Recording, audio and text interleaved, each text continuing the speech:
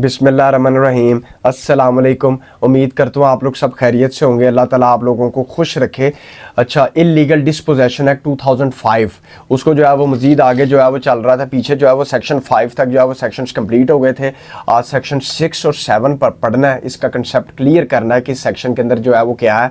इसके अब आपने एक एक करके जो है वो सेक्शन 6 के पहले पॉइंट्स जो है वो अच्छे तरीके से बना लेने हैं। फिर उसके बाद सेक्शन 7 के जो है वो आपने अच्छे तरीके से जो है वो पॉइंट्स बना लेने कि इसके अंदर मेन इसका ये कंसेप्ट है और इसके अंदर जो है वो इसका मेन कंसेप्ट सेक्शन 7 का ये है, ताकि पॉइंट्स आप इजीली जो है वो आप अवेल कर सके कि इस सेक्शंस का, इन सेक्शंस का मतलब क्या है, इन सेक्शंस को क्या कहते हैं।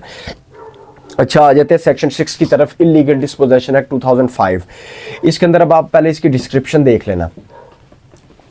डिस्क्रिप्शन इसकी ये, एक एक पॉइंट आपने नोट करते जाना, कंसेप्ट क्लियर हो जाना कि सेक्शन का ये कंसेप्ट है, सेक्शन का ये कंसेप्ट है।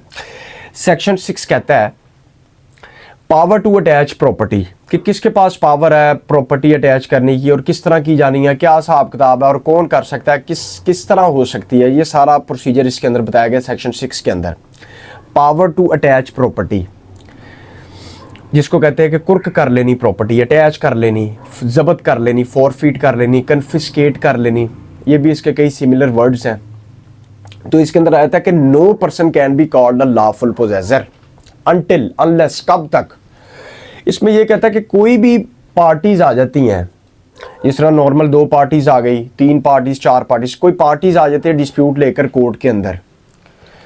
अगर कोर्ट ये देखती है कि यार ये बंदा तो लॉफुल पोजेसर ही नहीं है, इसके पास तो इसका कब्जा ही नहीं है, ये इसके अंदर जो है वो ऑक्यूपायर नहीं है, तो लिहाजा कोर्ट उसको लॉफुल पोजेशन नहीं देगी। ये तो कॉमन सेंस की बात है।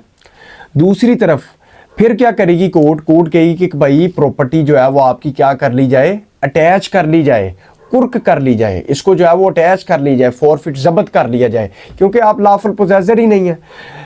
तो इस वजह से इस सेक्शन का सिर्फ ये कंसेप्ट है कि लॉफुल पोजेसर जो होगा, जिसके कब्जे में वो प्रॉपर्टी होगी और लॉफुल तरीके से, लीगल तरीके से, तो उसको जो है वो प्रॉपर्टी मिलेगी।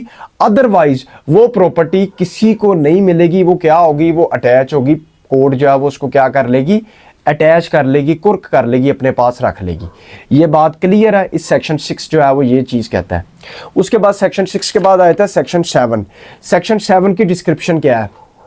सेक्शन 7 कहता है eviction and mode of recovery as an interim relief. Eviction कहते हैं खारिज कर देना, बेदखल कर देना, निकाल देना, एविक्ट कर देना, इजेक्ट कर देना, ठीक हो गया। फिर उसके बाद इंटरिम रिलीफ कहते हैं बुरी रिलीफ, ठीक है, आरजी टेम्परेरी, ये चीज़ आ जाती है। फिर उसके बाद इसके अंदर जो है वो क्या कहता है, इसके अंदर ये चीज़ आ जाती है कि सेक्शन 7 के तहत कंप्लेनेंट ने कोर्ट में एप्लीकेशन फाइल कर देनी है। जब एप्लीकेशन फाइल कर देनी है ना, तो उसने ये चीज साबित करनी है, that person has to be proved, ठीक है, उसने ये चीज साबित करनी है कि इसका मैं ही लॉफुल पोजेसर था, मैं ही इसका बनता हूं लीगली, ठीक है, मैं बोनाफाइड इसका बनता हूं, तो लिहाजा जो भी इसके अंदर बैठा है ये इसका लॉफुल पोजेसर नहीं है, इसको एविक्ट किया जाए, इसको निकाला जाए और मुझे बिठाया जाए इसकी जगह पे, ठीक है। सेक्शन 7 के तहत एप्लीकेशन मूव करेगा। फिर इसके बाद अगला पॉइंट इसके अंदर नोट कर लें, आगे उस अगले पॉइंट में लिख लेना हेडिंग। हेडिंग के अंदर क्या लिख लेना आपने, हेडिंग के अंदर ब्रैकेट के अंदर लिख लें ट्रायल। सेक्शन 7 की एप्लीकेशन हमेशा इस इलीगल डिस्पोजेशन एक्ट 2005 के तहत जो देनी है, वो हमेशा आपने जो है वो ट्रायल के अंदर मूव करनी है। जब ट्रायल हो रहा होगा इलीगल डिस्पोजेशन के हवाले से, तो ट्रायल के अंदर आपने मूव कर देनी है। अब ट्रायल जो है उसका मतलब क्या होता है, ट्रायल कब स्टार्ट होता है, कब जो है वो लास्ट होता है, इसका एक अलग कंसेप्ट है, ये समझ लें। सिविल के अंदर जब इश्यूज फ्रेम्ड हो जाते हैं ना, उसके बाद से समझ लें कि आपकी शहादत शुरू हो गई है। ट्रायल वहां से कमेंस हो गया, स्टार्ट हो गया, और जब तक वो कलम बंद नहीं होता जिरा तक, ठीक है, ट्रायल जब तक वो क्रॉस एग्जामिनेशन तक जब वो एंड नहीं होता, तो वहां तक जो है वो आपका ट्रायल चल रहा है।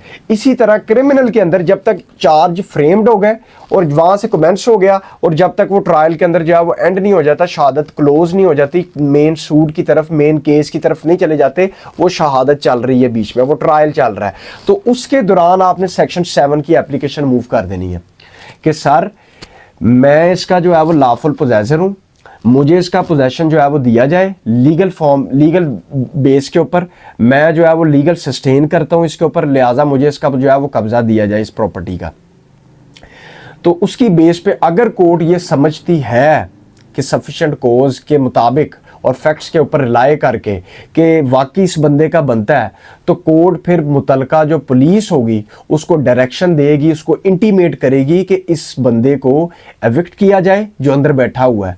तो ये इसका लॉफुल पोजेसर है, ठीक है, इसको जो है वो अंदर जो है वो क्या कहते हैं पोजेशन जो है वो दिलाया जाए, रिकवर करवा के जो है वो दिया जाए, लिहाजा यही बंदा जो है लॉफुल पोजेसर है, ठीक है। इसका जो है वो हक बनता है, इसको जो है वो पोजेशन दिया जाए, सेक्शन 7 की एप्लीकेशन वो मूव करेगा। सेक्शन 6 भी क्लियर हो गया, अगर लॉफुल पोजेसर होगा सेक्शन 6 के अंदर, ठीक है, सेक्शन 6 की बात करो, लॉफुल पोजेसर होगा तो फिर उसके पास ही कब्जा रहेगा। अगर कोई भी उसका लॉफुल पोजेसर नहीं है तो कोर्ट जो है प्रॉपर्टी को अटैच कर लेगी, ठीक हो गया, कुर्क कर लेगी। उसके बाद सेक्शन 8 के 7 के अंदर आ जाता है eviction and mode of recovery as an interim relief. तो सेक्शन 7 के तहत एप्लीकेशन देनी है अपने आप को साबित करने के लिए सारी, इसका मैं बोनाफाइड जो है वो पोजेसर बनता हूँ, लॉफुल पोजेसर मैं बनता हूँ, लिहाजा मुझे जो है वो इसका पोजेशन दिया जाए इस प्रॉपर्टी का, ठीक है। उसके बाद जो है वो कब देनी है आपने, ट्रायल के दौरान, ड्यूरिंग द ट्रायल आपने जो है वो एप्लीकेशन जो है वो मूव करनी है।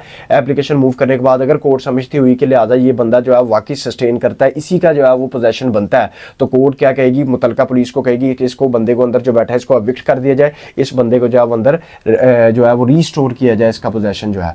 यहां तक इसका कंसेप्ट था सेक्शन 6 का भी और सेक्शन 7 का भी। आगे इंशाल्लाह जो है वो मजीद एक वीडियो फर्दर बनेगी, उसके अंदर जो है वो आपका सेक्शन 8, सेक्शन 8A और सेक्शन 9 जो है वो कंप्लीट जो है वो तैयार हो जाएगा। फिर नेक्स्ट जो है वो लॉ की तरफ जो है वो मूव करेंगे, एक्ट या ऑर्डिनेंस वट एवर जो भी होगा इंशाल्लाह ताला। बाकी दुआओं में याद रखिएगा। Thank you very much. Allah हाफिज़।